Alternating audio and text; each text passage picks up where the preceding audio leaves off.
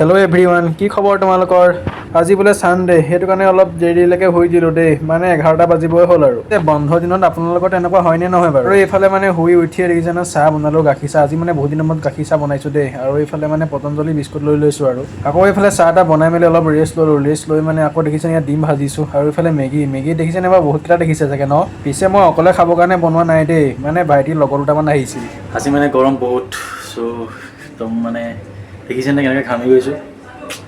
ক'ব নালাগে, গৰম মানে বহুত আৰু এইফালে চৰ্দিও হৈ আছে। একদম মুঠতে চবফালে পাই গৈছে আৰু গৰম চৰ্দি চব হৈছে। এয়া চকু দেখিছে নাই, ৰঙা হৈ আছে।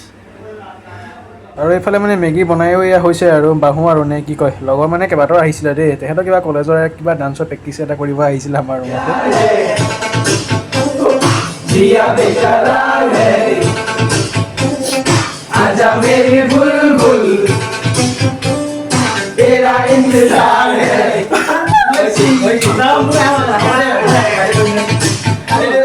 বাকী সেয়াই আৰু ভাইটিহঁতকো দিলোঁ মেগী খাবলৈ আৰু ময়ো খালোঁ।